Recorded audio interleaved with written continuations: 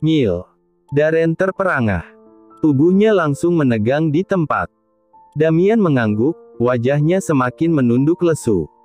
Benar, dokter sendiri yang mengatakan padaku jika Nona Bella saat ini sedang mengandung 3 janin di dalam rahimnya, Tuan.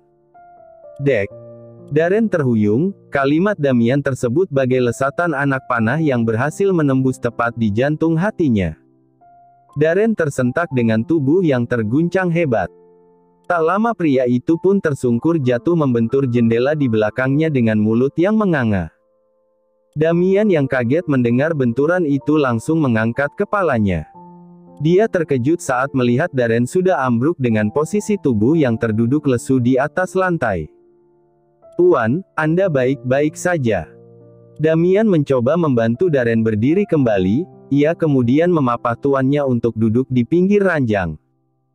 Darren seperti mumi hidup, ekspresi wajah dan gerak tubuhnya benar-benar kaku. Hanya matanya yang terus bergerak gelisah tak tentu arah. Dia mencoba meresapi kalimat Damian tadi. Tapi otaknya sungguh tidak bisa diajak berpikir cepat saat ini. Kabar itu terlalu mengejutkan dan sulit untuk diterima. Katakan kalau kau hanya sedang bergurau, Dam. Coba katakan jika itu tidak benar. Darren mencengkeram kerah baju Damian. Dia menatap Damian dengan ekspresi menuntut. Mirip seperti orang kesurupan. Damian menggeleng pelan sambil menghela nafas berat. Itulah kenyataannya Tuan. Tuan harus menerima fakta ini. Nona Bella memang sedang hamil. Dia mengandung 3 bayi Tuan di rahimnya. Kalimat bernada tegas yang Damian ucapkan tersebut mengakhiri keraguan Darren padanya. Damian ingin Darren tahu apa yang sedang menimpa Bella dan Damian memang tak berniat menyembunyikan apapun dari tuannya. Tangan Darren yang sedang berada di kerah baju Damian perlahan ikut merosot seiring dengan terdengarnya geraman keras di depannya. Bella. Satu nama yang kini sudah berhasil meluluh lantakkan kehidupan seorang Darren dalam sekejap mata. Saking syoknya, Darren hanya mampu termangu beberapa saat lamanya. Duduk dengan wajah yang sangat gelisah. Gerak tubuhnya begitu tak tenang saat Damian mulai melaporkan detail kejadian yang terjadi di rumah sakit. Bella hilang. Tidak, bukan hilang. Lebih tepatnya Bella sepertinya memang sengaja pergi dari sana. Suster sempat mengatakan padaku jika Nona sangat terguncang saat ia tahu bahwa ia sedang hamil bayi kembar, ujar Damian. Dia terguncang. Darren mengatupkan bibir, menekan gemuruh hebat di dada. Jangankan Bella. Darren sendiri sampai detik ini sejujurnya masih sangat syok dengan kabar mengejutkan ini. 3 bayi. Sesuatu yang tak pernah Darren duga akan ia dapatkan dalam hidupnya. Bella justru memberinya kejutan yang sangat besar di hari pertunangannya ini. Lebih tepatnya ketakutan, mungkin Nona takut memikirkan reaksi Tuan muda jika Tuan sampai tahu kabar ini hanya tebakan saya. Dan tebakan Damian memang tak meleset. Darren sepertinya paham mengapa Bella tiba-tiba pergi. Sebelumnya dia memang pernah mengatakan hal kejam pada wanita itu mengenai keturunan yang harus lahir dari rahim wanita baik-baik. Pembahasan itu belum lama ia bahas dengan Bella.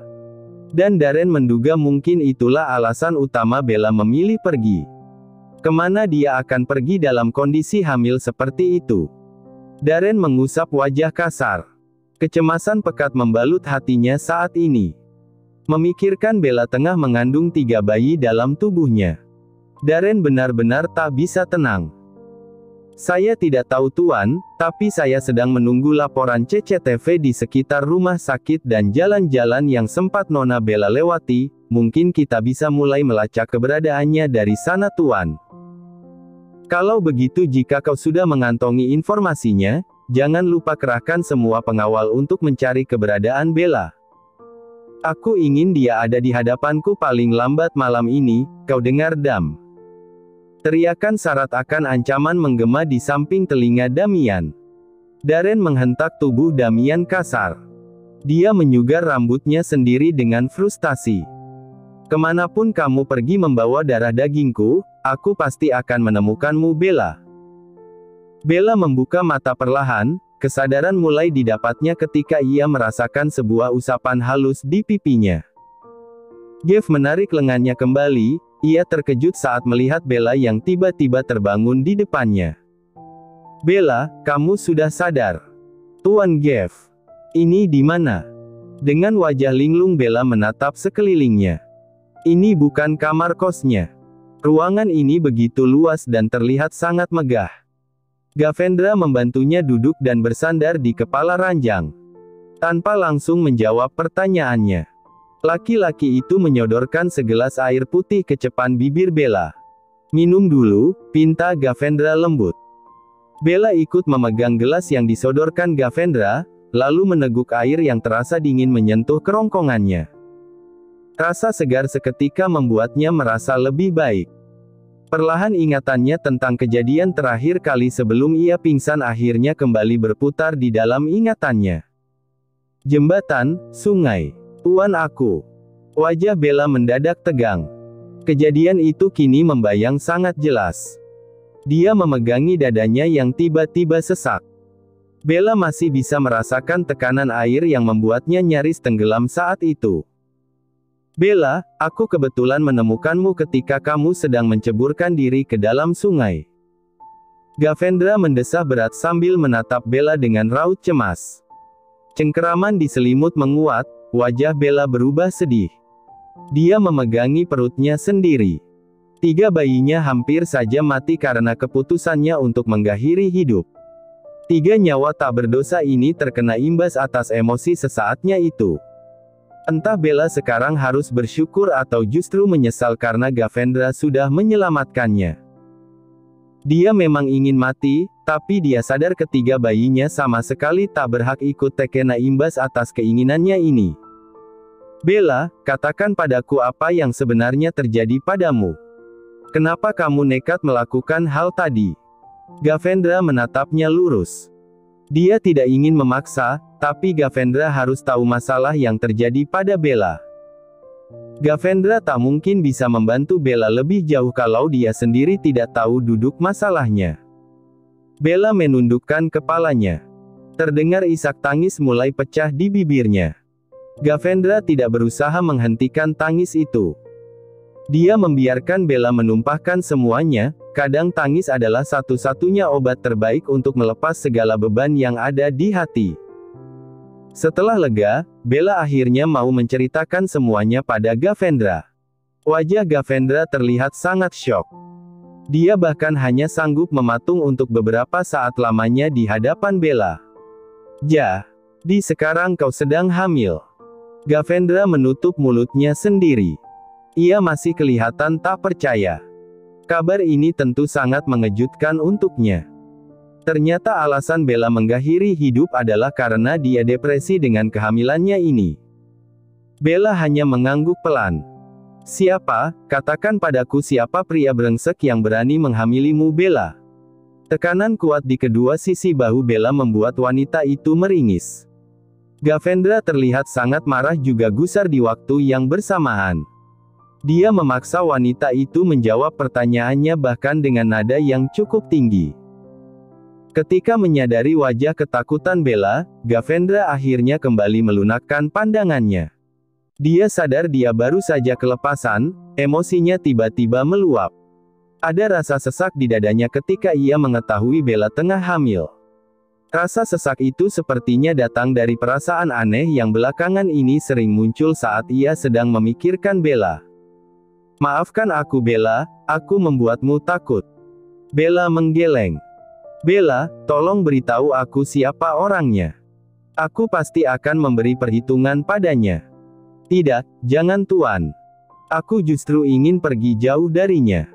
Aku tidak ingin bertemu dengannya lagi," sahut Bella buru-buru. Gavendra mengerutkan kedua alis, menatap Bella dengan wajah bingung. Bella akhirnya merampungkan seluruh cerita hidupnya pada Gavendra, termasuk tentang kisah hidupnya yang paling kelam sebagai wanita penjajah diri.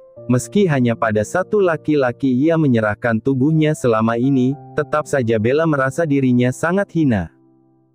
Meski berhasil dibuat terkejut untuk yang kedua kalinya, Gavendra tak berniat menghakimi Bella setelah mendengar semua penjelasannya.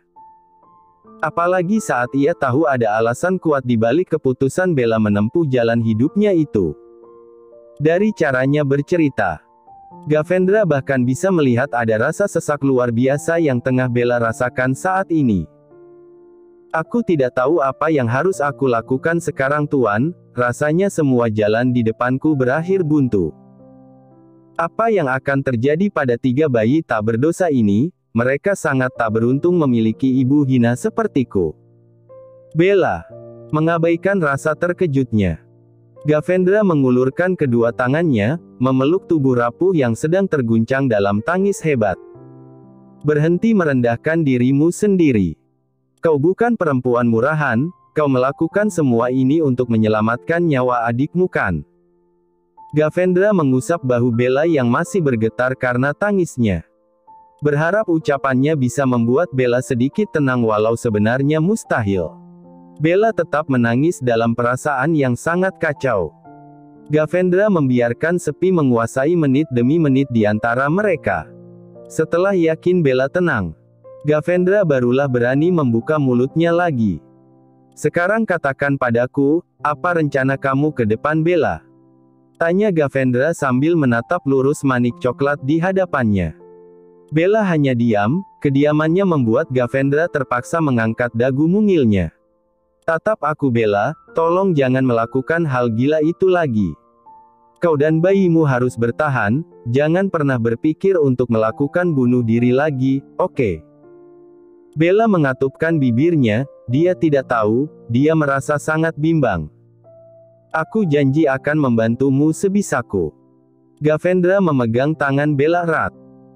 Bella menghela nafas dalam, memejamkan kedua mata perlahan. Bella mencoba berpikir jernih di tengah keruwetan permasalahan hidup yang tengah menimpanya. Bawa aku pergi jauh dari sini Tuan, tolong sembunyikan aku. Seketika Gavendra tersentak dengan sepasang mata yang melebar sempurna. Apa maksudmu Bella? Kau ingin aku menyembunyikanmu? Terlihat wajah itu kemudian sedikit kebingungan. Bella mengangguk. Air mata jatuh membasahi pipi mulusnya.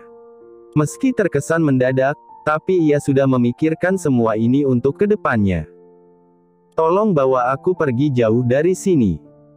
Aku tidak ingin ayah dari bayi ini menemukan keberadaanku, ucap Bella dengan suara yang terdengar bergetar. Ada siur ngilu meletup di dadanya saat ia mengatakan kalimat itu. Pergi jauh. Benarkah ini yang Bella inginkan? Menguatkan cengkeraman di selimutnya. Bella mencoba menghalau rasa sesak yang semakin menyiksa di dalam dada. Bukan tanpa alasan dia ingin meninggalkan kota ini, Bella ingin pergi jauh dari tempat ini karena dia sudah tidak kuat menanggung rasa sakit lebih lama. Dia takut dia akan menjadi semakin depresi dan kemudian berakhir kembali putus asa jika ia masih tetap nekat bertahan di sini. Rasa cintanya pada Darren pasti akan membuatnya terus-menerus terpuruk dalam perasaan sedih yang tak berujung. Hari ini Darren sudah bertunangan, tak ada harapan lagi untuk Bella. Kisahnya dan Darren sudah selesai sampai di sini. Kau yakin dengan keputusanmu ini Bella? Tanya Gavendra akhirnya setelah ia berhasil menguasai rasa terkejutnya atas permintaan Bella yang tak diduga. Bella mengangguk cepat. Gavendra mendekat untuk menghapus air mata di pipi wanita itu. Dia bisa melihat kekacauan yang cukup besar di sorot mata wanita cantik itu. Ayah bayimu pasti akan bertanggung jawab jika dia tahu kamu sedang hamil, apalagi kamu bukan hanya mengandung satu bayi Bella, 3 janin di tubuhmu adalah anugerah yang luar biasa. Tidak semua orang beruntung mendapatkan kesempatan untuk itu.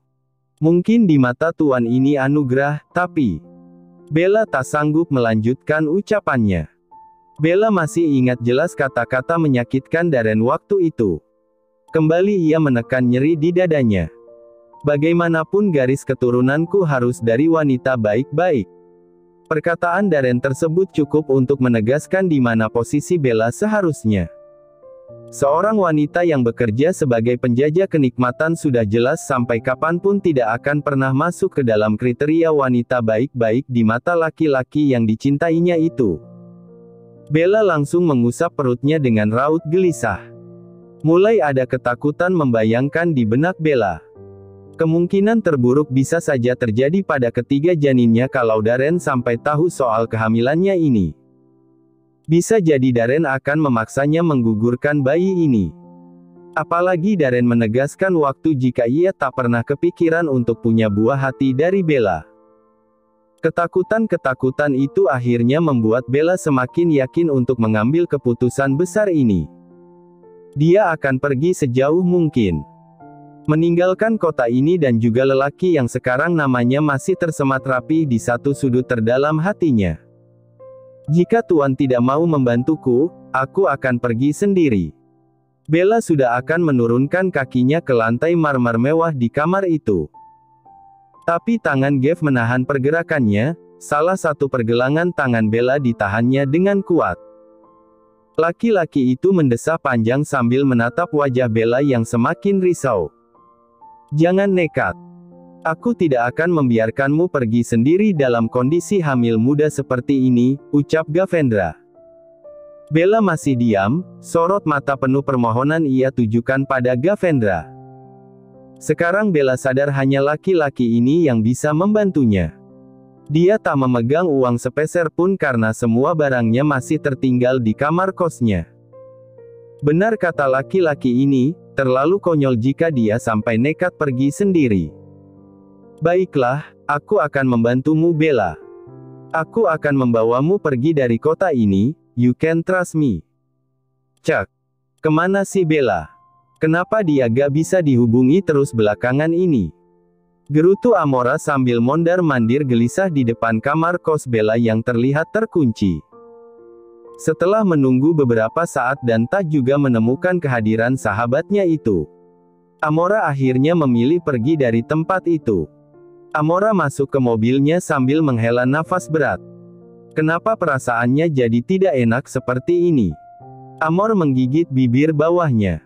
Pikirannya mengawang memikirkan di mana Bella sebenarnya. Dia sudah mencari Bella ke restoran sebelum kakinya akhirnya menapak di tempat ini. Bella ternyata tak masuk kerja hari ini.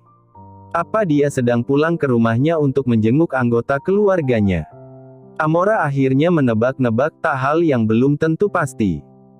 Berusaha mengabaikan sejenak rasa khawatirnya pada Bella, di perjalanan pulang ia malah dikejutkan dengan hal lain. Seorang perempuan yang sedang berada di balik kaca kendaraan mobil berwarna silver yang berhenti tepat di sampingnya terlihat tak asing. Gaun pertunangan milik tantenya Miranda yang dikenakan hari ini terlihat melekat di tubuh wanita itu. Amora ingat betul detail gaun itu karena hampir seharian ini ia memang terus berada di samping tantenya. Sayang, wanita di balik kaca gelap itu membelakanginya. Terlihat ia sedang mengobrol mesra dengan seseorang di sebelahnya. Sesekali dia menyatukan wajah pada pria yang duduk di sampingnya. Mereka seperti tengah berciuman dan menikmati sesuatu dalam penyatuan dua kepala itu. Amora menjulurkan kepalanya untuk melihat wajah pria itu. Namun sial, lampu hijau tiba-tiba menyala. Mobil di sampingnya melesat tanpa aba-aba, begitu cepat hingga Amora hanya sempat terpana di atas joknya. Setelah sadar, Amora langsung menancapkan gasnya, ia masih berusaha mengejar, sebelum akhirnya sebuah truk besar menghalangi pergerakan mobilnya. Mobil berwarna silver itu sudah tak terlihat ketika Amora sampai di persimpangan jalan. Sial, cepat sekali perginya, belok kemana mobil itu? Amora menepikan mobilnya sambil melirik kesal ke segala arah. Sial, seharusnya dia bisa mengemudi lebih cepat tadi. Amora menyenderkan kepalanya ke jok, sekarang dia hanya bisa menahan rasa penasarannya pada sosok di dalam mobil tadi. Aku harap itu bukan tante, tapi gaun itu. Manik mata Amora bergerak gelisah tak tentu arah. Pikirannya kini mulai dipenuh dengan banyak kegelisahan yang tak terselesaikan. Darren duduk gelisah dengan laptop di depannya. Matanya sejak tadi tertuju lurus pada layar pipih di depannya. Saat ini rekaman CCTV mengenai keberadaan Bella sedang diputar. Wajahnya menegang dan terlihat tak sabar. Di ujung pemutaran video Darren bahkan terperangah sangat syok. Ya Tuhan, Bella. Darren melotot kaget menyaksikan rekaman Bella yang sedang berada di atas jembatan. Wanita itu terlihat menepi ke pinggir pembatas, lalu tak lama ia menerjunkan dirinya dengan bebas ke dalam aliran sungai di bawahnya. Dengan wajah sangat panik Darren langsung berdiri dan menyambar kunci mobilnya yang tergeletak di atas meja. Tuan mau kemana? Damian mencegah kepergiannya sambil menggelengkan kepala. Kau masih bertanya? Kau tidak lihat Bella sudah bertindak gila? Aku harus menemukannya. Darren berteriak keras seperti orang kesurupan. Wajahnya begitu panik dan cemas.